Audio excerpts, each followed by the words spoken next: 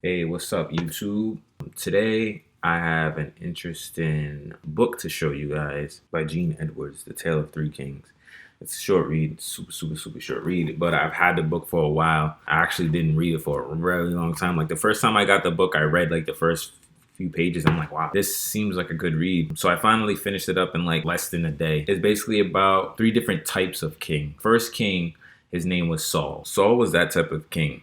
He wanted to remain in power, and he didn't like the idea that David was coming for his throne. The king who was supposed to come after Saul was David. He refused to follow the tradition of kings and how they gain power, gain access to the throne. David was hands off, more submissive, ran a lot from the spears of Saul. He hid. He just lived his life like a coward. He wasn't a coward at all, but he took the approach of nonviolence. He completely went exile to avoid any and all confrontations with Saul and Saul's men. He lived in a cave, and it was in this cave where he came to a realization that this is how he's going to live the rest of his life. Not in fear, but as an example for the next king to come. So the next king can see and hear of the story of David and know that there is a different way to become king. You don't have to rule with like an iron fist. You don't have to try to destroy the upcoming king when you hear that they're born. That was his approach until Saul finally died. David, when he became king, he was kind of more fair and kind of more upright. He looked at things from both sides. People didn't mind that because it gave like the kingdom like a chance to kind of rest from a lot of turmoil. But at some point, people began to talk about how David was so hands off that he didn't respond the way that he should have responded. There was another king, King Absalom. He was a young boy and he was like perfect in every type of way. He wasn't David, but he did have like the power of communication. He was ambitious. He was just an upright kid who listened to the complaints of the people and agreed with a lot of the things that they were saying. And because he would be king, it was his responsibility to kind of like serve the people in that way,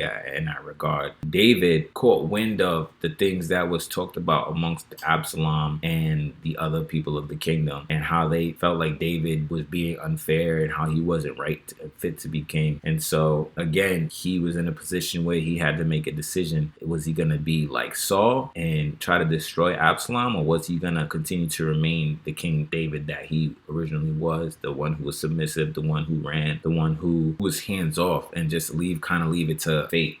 At this point, Absalom is like getting ready to come at David. He's like, this is going to be a whole different type of kingdom because the way you're ruling it and not doing it right. That made David feel obligated to leave it in God's hands. That was his whole thing. I'm just going to leave it in God's hands. It was God who put me in a position to be king, and it's going to be God to decide whether I remain king or whether I get overthrown by Absalom. But one thing he wanted to make clear was he was not going to respond like Saul responded. And Absalom would have to make the choice. Is he going to be like David, or is he going to be the next Absalom? And that was David's whole thing, where he wanted to break this vicious cycle of kings killing kings to remain in power. He wanted to be that example where people could reflect on those stories of the kings and realize that David wasn't like Saul, and he didn't rule with the iron fist and fear. And he was actually a fair, upright king that listened to both parties and made a decision based on what was more beneficial for the overall kingdom. Now, Absalom, he had all the qualities to become a king, but he wasn't David. In the end, Absalom went to Israel and he proclaims himself king there, and that was his way of becoming rivals with David. The story just abruptly ends at that point, but the point that I wanted to highlight was the fact that David never lifted his hand to go against Absalom to secure his place as the king. He stuck to his word, even though, the people he was consulting told him to take out Absalom, take him out because he's coming for you. He never did it, and I guess he was proud of himself for that, and he just lived on after that. But that's the tale of three kings. Now, this is the real reason why I'm making this video. The Motivation Manifesto is that 9 declarations to claim your personal power. So this book by Brendan Burchard is a bestseller. The special thing about this book is I actually downloaded this years ago on my Kindle. Years ago. I had a Kindle. I downloaded this book. I read it. The perspective and the information in this book blew my mind. The way the information is crafted in this book is just amazing. You have these African poets, then you have a rap artist, and then you have Shakespeare, all these different forms of expression, and they all have their own beauty. And so when I read this book, just the way certain ideas were presented and expressed, it just wowed me, because I haven't read a book like this in a while. But this, I believe it was crafted in a way to be what it is and to send the message to the reader the way that it was intended to. And so I bought a hardcover copy of this book. I plan on reading it, taking notes, and applying the information in this book to my life. I'm in an interesting space right now in my life, and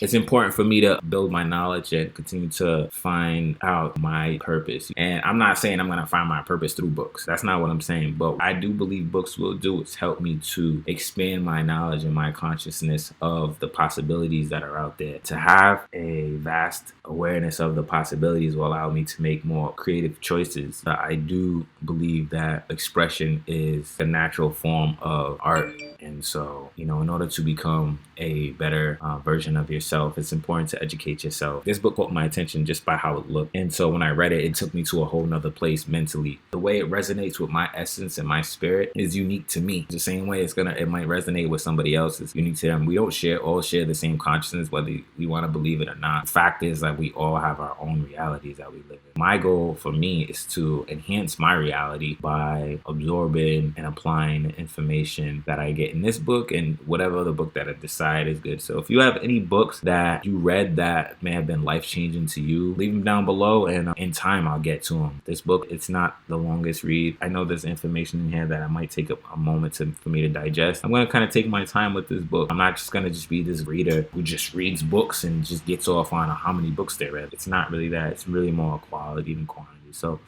the Motivation Manifesto, it's a book I will be doing a review on once it's complete. But until then, this is what you get for now. Thank y'all for tuning in. Until next time, peace.